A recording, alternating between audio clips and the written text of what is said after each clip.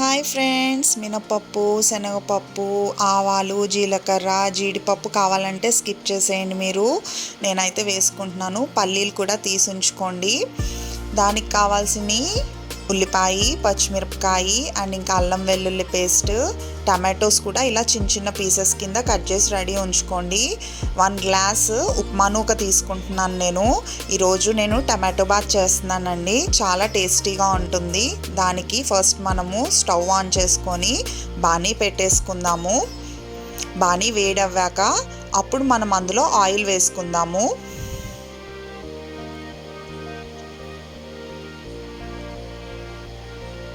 నేనైతే 3 spoons oil వేసుకున్నాను.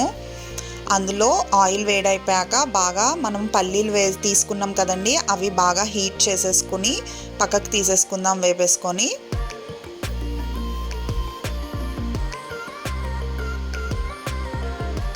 అవి తీసేసుకున్నాక ఫస్ట్ అయితే మనము తాలింపుకి సంబంధించినవి అన్నీ తీసుకున్నాం కదండి, అవన్నీ కూడా వేపేసుకొని రెడీష్ వచ్చే వరకు. అల్లం కూడా చిన్న చిన్న పీసెస్ కింద కోసుకున్నాయి, అవి కూడా రెడ్ వచ్చే వరకు వేపుకోవాలి. అల్లం వేగిపోయాక ఉల్లిపాయ, పచ్చిమిరపకాయ కావాలంటే మనము ఇది కూడా వేసుకోవచ్చు, కరివేపాకు. అండ్ ఇంకా నేను 1 గ్లాస్ సేమియా కూడా తీసుకున్నానండి. ఉల్లిపాయ వేగిపోయాక టమాటో కూడా వేసేసుకుందామండి. టమాటో బాగా వేగిపోయాక కొంచెం ఇలా ప్రెస్ చేసుకుంటే మనకి టమాటో పీసెస్ లాగా ఉండదు, మొత్తం ఉప్మాలో కూడా మొత్తం మిక్స్ అయిపోతుంది. ఇందులో మనం నెయ్యి కూడా యాడ్ చేసుకుంటే చాలా టేస్టీగా ఉంటుందండి. ప్రజెంట్ అయితే అల్లం వెల్లుల్లి పేస్ట్ వేసాను, నెయ్యి అనుకునేది అది. కానీ 1 గ్లాస్ నూక తీసుకున్నాను కదండి, 1 గ్లాస్ నూకకి 4 గ్లాసెస్ వాటర్ అయితే కంపల్సరీ వేయాలి. అలా వేస్తేనే ఆ ఉప్మా చాలా టేస్టీగా ఉంటుంది. అండ్ ఇంకా మనం అనుకున్న ఫ్లేవర్స్ అన్నీ కూడా ఆ ఉప్మాకి యాడ్ అవ్వి బాగుంటాయి. 4 గ్లాసెస్ వాటర్ వేసుకున్నాను. అండ్ ఇంకా 1 గ్లాస్ సేమియా ఎగస్ట్రా తీసుకున్నాను కదండి, 1 గ్లాస్ సేమియాకి 1 గ్లాస్ వాటర్ ఎగస్ట్రా వేసాను నేను. సాల్ట్ వేసుకొని మూత పెట్టేసి కాస్త మరగనివ్వండి. ఈ టైప్లో మరిగిద్ది. మరిగిన టైంలో మనము సేమియా తీసుకున్నాం కదండి, ఆ సేమియా వేసేసుకోండి. ఇప్పుడు వేసేసుకొని ఒక్క 2 మినిట్స్ కాసేపు అలాగా మరిగాక అప్పుడు మనము నూకను యాడ్ చేసుకుందాము.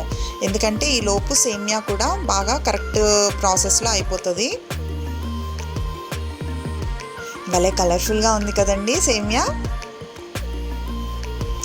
నూక కూడా మనం వేసుకున్నప్పుడు ఇట్లా మిక్స్ చేసుకుంటూ వేసుకోవాలి. అండ్ ఇంకా స్టవ్ కూడా సిమ్లో పెట్టుకోండి, అసలు మర్చిపోవద్దు. ఇది మాత్రం మనం కొంచెం ఈ టైప్లో అవుతుంది, సిమ్లో పెట్టుకుంటేనే మనకి కరెక్ట్ ప్రాసెస్లో అవుద్ది, లేకపోతే ఉండలు కింద వచ్చేస్తుందండి. నా వీడియోస్ చూస్తున్నారు కానీ మీరు సబ్స్క్రైబ్ చేసుకోవడం మర్చిపోతున్నారు, లైక్ చేయడం మర్చిపోతున్నారు. షేర్ చేయండి ప్లీజ్ నచ్చినట్టయితే. చాలా వరకు ఉప్మా రెడీ అయిపోయిందండి. నెక్స్ట్ మనము ఫస్ట్ వేపేసుకున్న పల్లీలు ఉన్నాయి కదండి, వాటిల్ని వేసుకొని గార్నిష్ చేసుకుందాము. కొత్తిమీర ఉంటే కొత్తిమీర కూడా యాడ్ చేసుకోవచ్చు మీరు. ఓకే ఫ్రెండ్స్, నెక్స్ట్ వీడియోలో మళ్ళీ మీ ముందు ఉంటాను. Bye bye.